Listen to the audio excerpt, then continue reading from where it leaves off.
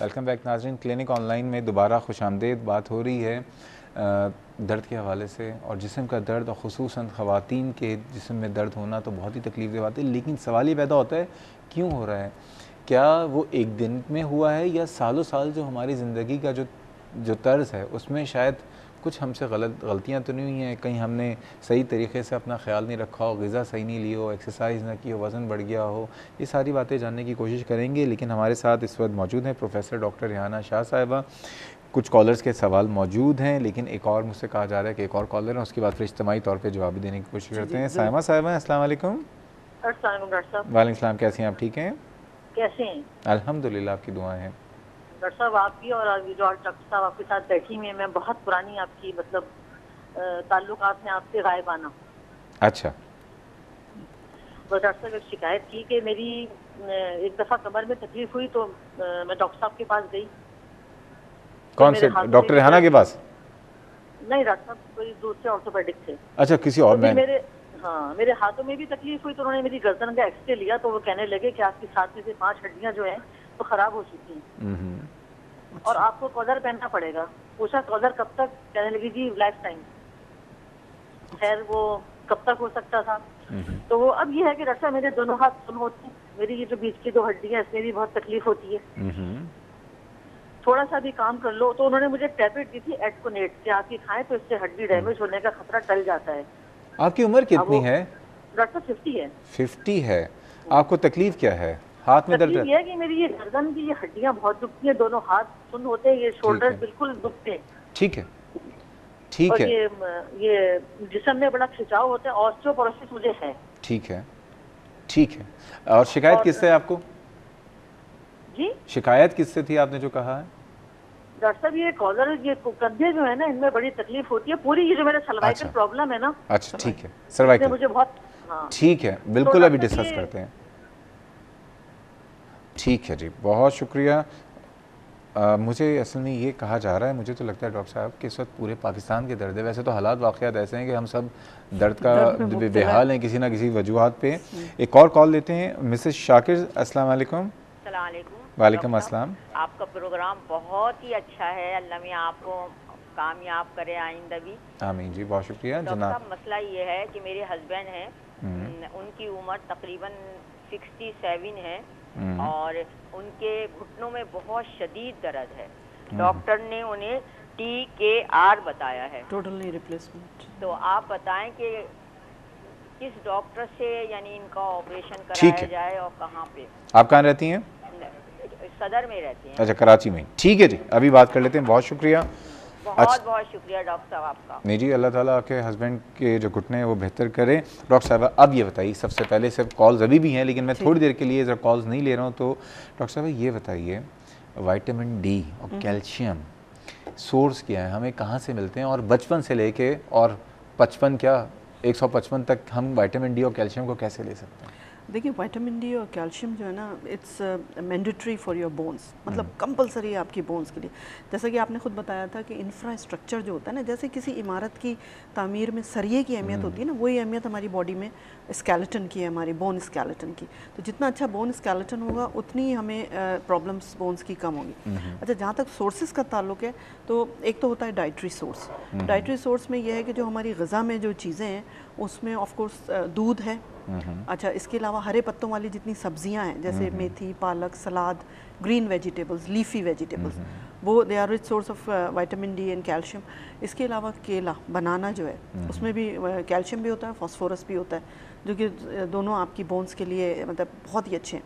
और धूप, जो आपने कल भी जैसे हमने बात की थी कि it's a very good source of vitamin D. Free of cost, hardly 15-20 minutes अगर आप अर्ली मॉर्निंग या लेट इवनिंग की धूप में बैठ जाएं और इस तरह से बैठें कि आपको खुद तपिश महसूस हो, मतलब फेस कवर करके इस तरह से कि बॉडी में आपको लगे कि गर्माइश आ रही है। तो बॉडी पे जब अल्ट्रावायलेट रेडिएशन पड़ती हैं स्किन पे, अच्छा, तो they are converted into vitamin D. देखें, एक तो वो ये धूप सन बात का जो आपने कहा था, एक तो वो वेस्टर्न सन बात है, वो तो हम नहीं ले सकते। नहीं, लेकिन हम तो बाकायदा पूरे, अगर बहुत से लोग जैसे मुंह को ढांप लें जैसे आपने कहा और कपड़े पहने हुए, तो क्या लॉन के कपड़े पहने हुए, वो इस तरह से कि थोड़ा सा कुछ लाइट कपड़े पहन के लॉन के, और उस या बारीक कपड़े थोड़े, मतलब लेकिन सिल्क वगैरह नहीं हो, जिसमें से पेनिट्रेट करके धूप की रेडिएशन जा सके। अर्ली मॉर्निंग और लेट इवनिंग जो है, तो उससे जो होता है ना बहुत फ़र्क पड़ता है। इसके अलावा जो है ना थोड़ा बहुत देखिए, हरकत में बरकत है, आपने सुना होगा।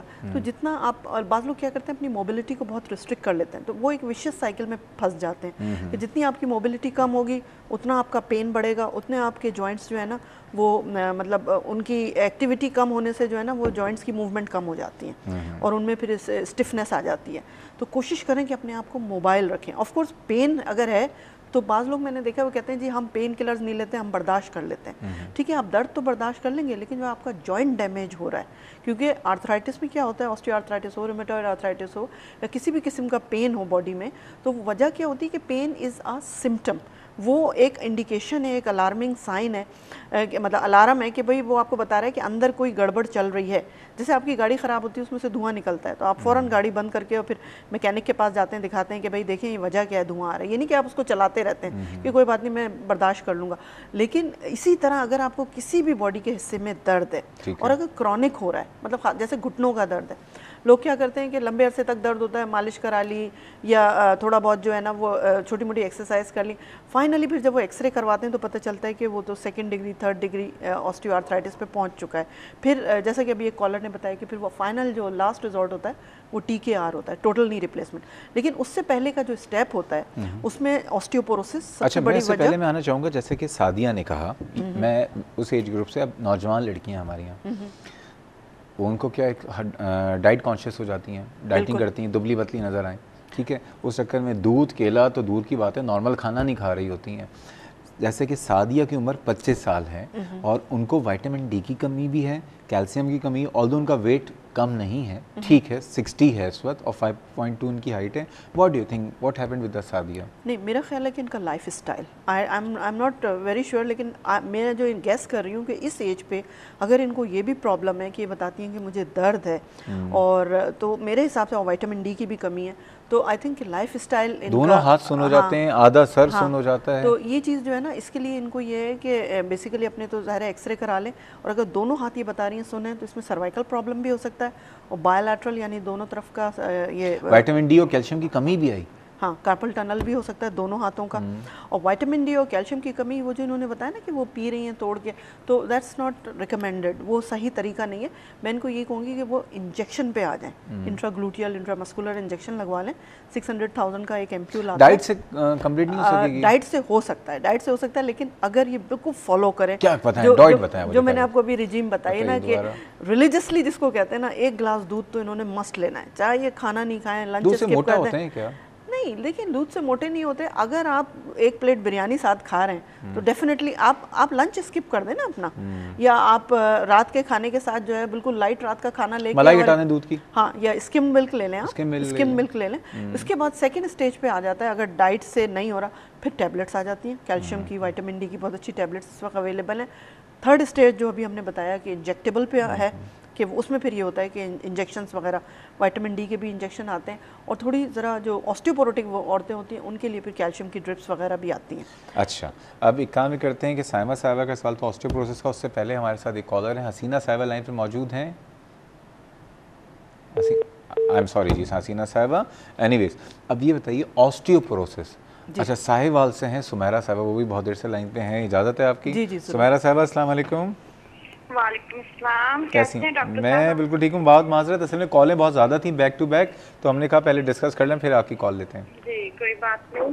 डॉक्टर साहब, मेरे सर में बहुत पेन होती है, जब भी डॉक्टर के पास जाती हूँ तो कोई ना कोई टैबलेट्स वगैरह लिख देते हैं, लेकिन असर नहीं होता। एज क्या है आपकी? उम्र कितनी है? डॉक्टर ने कहा कि सीटी स्कैन करवाएं। आपकी उम्र कितनी है? जी मेरी उम्र तकरीबन 36 साल है। 26 साल है। और सर में दर्द कितने अरसे से? सर में दर्द तो काफी अच्छे से, काफी अच्छे। और ये बताइए पूरे सर में दर्द होता है, आधे सर में दर्द होता है?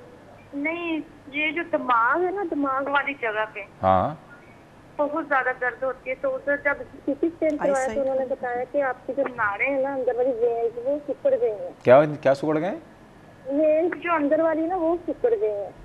वेन्स उकड़ गई हैं, ऐसे कौन बता सकता है? नहीं नहीं, ऐसे तो कोई नहीं, ऐसे तो कोई नहीं बता। ये बताइए मेरी बहन, देखें हेडेक, मेरी बहन मेरी बात सुन लें, देखें हेडेक माइग्रेन की वजह से भी हो सकता है, टेंशन हेडेक भी होता है, क्लस्टर हेडेक भी होता है, आई साइट की प्रॉब्लम है अगर उससे भी होता है।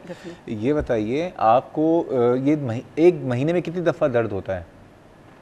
तकरीबन रोज दर्द, रोज अगर दोपहर को सो जाऊं तो उठती हूँ तो बहुत ज़्यादा दर्द होती है। अच्छा, ये ब्लड प्रेशर वगैरह चेक करवाया आपने अपना? नहीं, ये तो तकरीबन ठीक ही होता है, अगर हो भी तो लो होता है, ज़्यादा नहीं। ये बताइए जब दर्द होता है तो कुछ आपको रोशनियाँ वगैरह या मतली वगैरह फील तो नहीं होती है?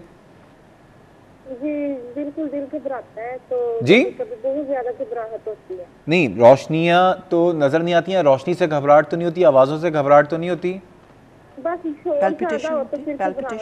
सॉरी, सिर्फ तन्हाई ये हो कि सिर्फ अकेले कमरे में बैठी रहो, कोई शोर नहीं। सस्पेक्टेड ये माइग्रेन लग रहा है क्योंकि ये साइकोलॉजिकल भी हो सकता है। अच्छा, साइकोलॉजिकल स्ट्रेस और ट्रॉमा, यही कहते हैं कि टेंशन है, टेंशन से दूर है। लेकिन टेंशन हेडेक जो होता है ना, लेकिन अगर टेंशन हेडेक इतना, और उसमें इंसान बिल्कुल ये कह नहीं मैं अकेले, जैसे टिपिकल माइग्रेन में होता है फोनोफोबिया, फोटोफोबिया, हाँ माइग्रेन भी हो सकता है, वो भी रूल आउट करें। लेकिन इनको मैं ये मशवरा दूंगी कि ये जैसे थोड़ा मेरा ख्याल है पैल्पिटेशन की भी कुछ कंप्लेन की ना, कि आपको दिल की धड़कन बढ़ जाती है क्या? दिल की धड़कन में कुछ तब्दीली आपको फील होती है कि जब दिल धड़क रहा बहुत तेज तेज? नहीं, इतनी ज्यादा तो नहीं फीलिंग्स मैंने की, लेकिन ना बस यही है कि दिल घबराता है, शोर ना और पेन बहुत ज्यादा। फोनोफोबिया, फोटोफोबिया टिपिकल मुझे जो लग रहा है।